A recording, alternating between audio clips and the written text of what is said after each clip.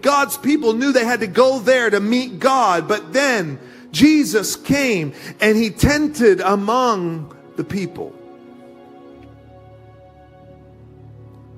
This complete mind-blowing thing. We don't have to go. He's come to us. Jesus has come to us to put the tent around us. And no matter where you live and you are, he's tented over you. He's tenting over the world. He's dwelling among the people. Greetings everyone and welcome to my file. In today's video, I'm going to be sharing part of a teaching given by Apostle Bill Themelaras.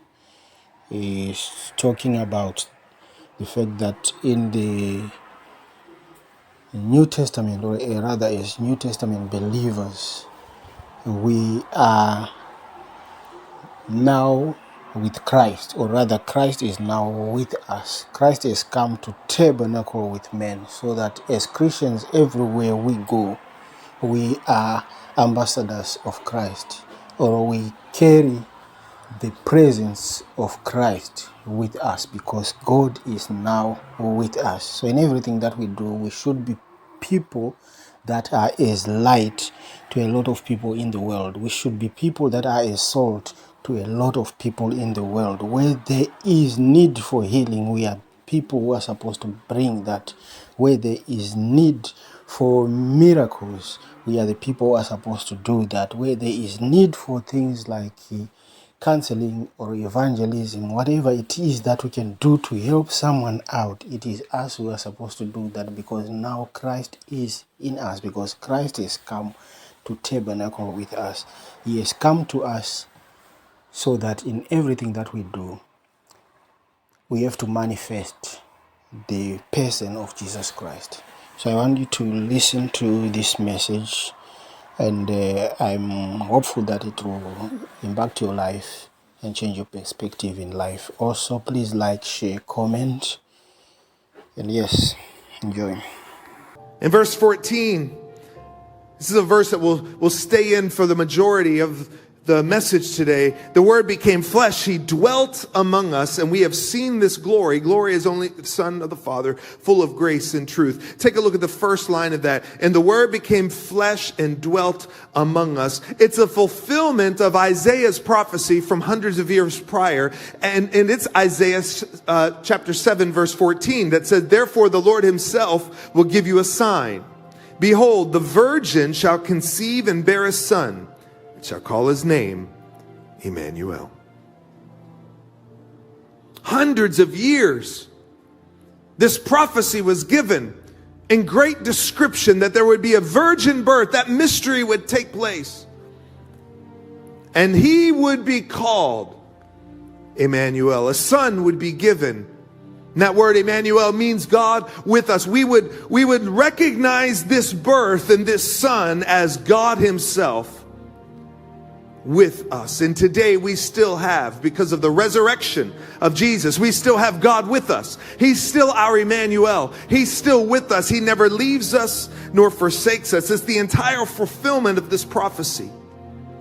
But here's what I love. I said, take a look with me. The Word became flesh and dwelt among us. This word dwelt among us is very important to recognize. And John knew who his readers were, not just on the earth then, but all of the people in that day, even those who didn't follow the Lord, would recognize this word. It means tabernacle. It means tent. It literally means that he pitched his tent among us.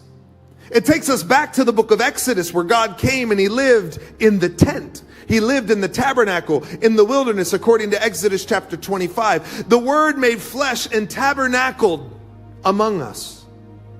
It's not just before, see, the people of Israel would recognize, you would go to the tent and that's where God was. He wasn't here with you at work, he was there, and you had to go to him, and you went to the priest, and they recognized the places of the Holy of Holies, and the places of the tabernacle, the places of this tent of God, and the levels of it, and God's represented in different ways. And so for a couple thousand years, it's been represented this way, and God's people knew they had to go there to meet God. But then Jesus came and he tented among the people. This complete mind-blowing thing. We don't have to go. He's come to us. Jesus has come to us to put the tent around us. And no matter where you live and you are, he's tented over you. He's tenting over the world. He's dwelling among the people. We can rejoice and be glad even to this day. We have more than Israel had in the tabernacle with the very presence of God. You have it right now. It's no longer the holy place of sacrifice, the Holy of Holies, the inner shrine where the Lord dwells. We have God with us. We have God in us.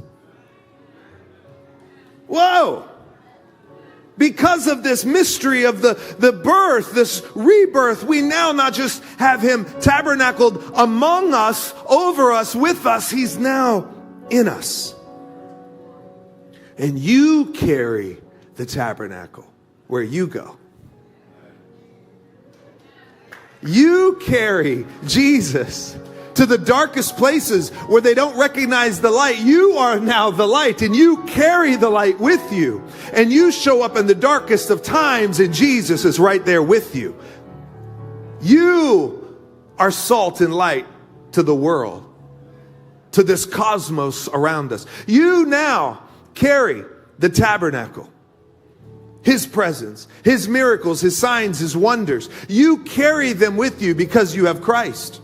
There's no situation that you're in that's impossible any longer. It doesn't exist. Because with God, all things are possible. So now wherever you go, possibility goes with you. When you walk into the desperate situation of the people that are, the husband's a wife who's breaking up. When you go into the hospital and there's a dire situation, now there's no impossibility any longer because you carry possibility in every broken place. You carry possibility when you're talking to the addict, when you're talking to the teenager whose life is broken, when you're talking to the suicidal person. You carry possibility because God is with you.